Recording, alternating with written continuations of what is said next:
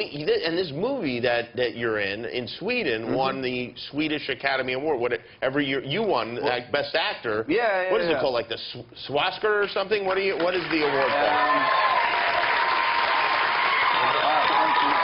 They're big fans of the Swedish. And it's the Golden IKEA. The Golden IKEA.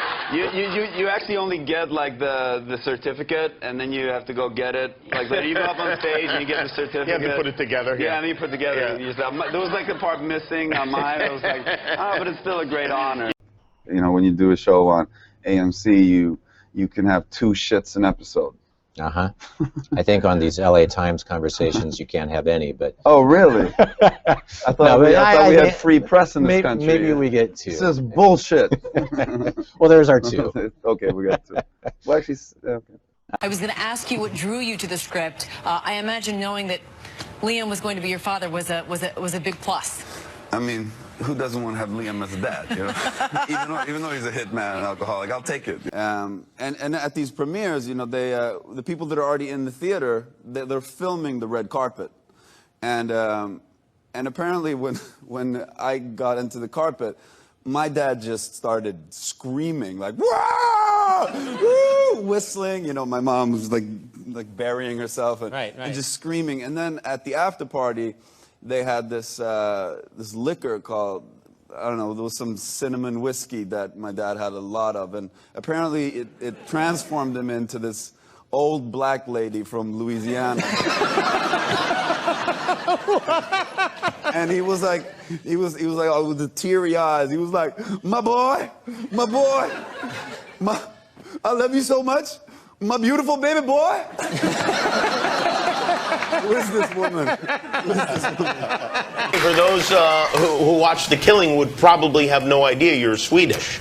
Yeah, you know, that's... Look, you really are Swedish. Your I am voice sounds Swedish. Well, actually, I'm half and half. My father's American. Your father's American? Yeah. Did you grow up here in the United States? No, I grew up in Sweden. You grew up in Sweden. Okay, wow. And so, but you're able to do an American accent perfectly. Yeah, you know, he helped me a little bit, and then, you know, I came over here when I was 17. I was an exchange student. Oh, you were? Yeah. Wow, how did that happen? I was getting into a little bit of trouble. I grew up in a neighborhood. There's trouble in Sweden? There is. Well, you know, there's like, you know, somebody robs the IKEA, you know, like they take a Leonard, you know, but they leave the manual, you know, but, and, you know, there's some stuff like that. A little bag of parts, forget it. You know, it's... both me and my parents wanted me to, you know, get out of the south side of Stockholm, the notorious south side of Stockholm. A lot of the IKEA robbers come from there. I see. Yeah. And so I was... Where did they send you here? Well, I applied for the West Coast. I wanted to come to California. So my father woke me up one morning and he was like, Joel, you're going to Hell Valley, Texas. And I was like, oh, all right. Hell Valley? Later I found out it was called Del Valley, but I only heard Hell Valley. Like, I heard hell. That's what I heard. And so, you know, it's like a 17-hour flight. I get on the flight, you know, sitting on the plane, and I'm, you know, very worried how everything is going to turn out. And I get off at Austin Airport, and, you know, I'm trying to, everybody's like, all the families are there and trying to, you know, find their people, and I'm trying to find my people. There's no people. Like, I'm looking, there's no people. And then I look down, and there's these, like, 2 really tiny people. Very, very short. Elves? No, I would say hobbits, but just like right in between elves and hobbits. And one of them, the male version, he had like this huge cowboy hat. It's the biggest cowboy hat I've seen. I mean, it helped that he was so tiny. It was like Yosemite Sam picked you up at the airport. Yeah. Did he have 2 big guns and he keeps firing them off? No. He did have a huge mustache. That's him. Yeah, it is him. He probably couldn't bring the guns to the airport because of the metal detector. Wow. So I was, you know, the whole airport, you know, like when we were getting my bags and everything, I was like trying to like get a peek of his face, you know, I couldn't see it, you know, because it was, you know, you know, completely gone with his hat and his, obscured. And so we were walking through the whole airport and going out in the parking lot. This heat just hit me, and I was, you know, I have to see his face. I have to see his face. And finally we reached his car, and he hasn't said a word. Like, really? She's like yapping. She's like, oh my God, I'm so glad to see you. It's incredible. Like, we've been waiting for hours, and we love you. And I was like, you love me? I have never met you before. And finally we reached the car, you know, like, and he had this big white Lincoln Town car. So I'm like, I gotta break the ice. I was like, wow, this is a, you know, it's a great car you have, you know. And he was like, yep. And we drove in. And then, you know, we went to the door, and, you know, they put the keys in the door. And right when they put the keys in the door, I just heard from the inside, it was like this. It was like, what is that? I have no idea what that is in there. And then they opened the door, and then there's like these 11 long-haired sausage dogs are like all around my leg. And I felt like, you know, Indiana Jones that was like layered down into the snake pit, you know. And I was like, and all these dogs, and like, and then this woman, she was like, they all love you, they all love you. I was like, yeah, they do. She was like, which dog do you want to sleep with? And I was like, we don't sleep with dogs. Oh, is that right? Yeah, we don't sleep with dogs. Like, you know, and then came dinner, you know, like there was dinner, and she was like, you know, like, do you want green with your steak?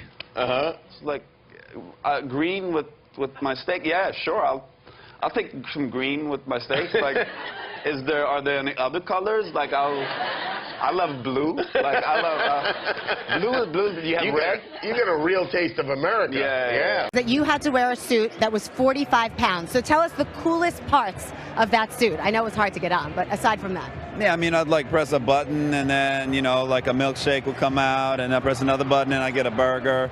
You know, it was an easy day on set. You know, everybody doesn't have that kind of luxury, but I did. I also got sent out for Conan.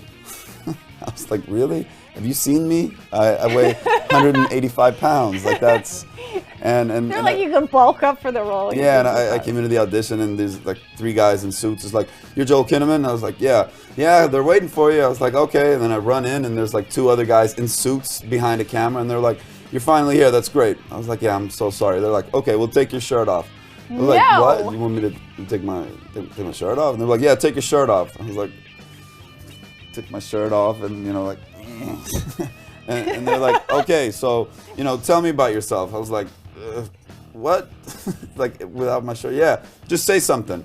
It's like, wow, this is a weird audition. He was like, do you like horses? I was like, yeah, I like horses. And they were like, thank you, that's great. You can leave. Put your shirt back on. I was like, put my shirt back on. I felt so violated. So you were not the barbarian in that. I mean, so you can relate to women feeling objectified in auditions. For sure, yeah, hell yeah.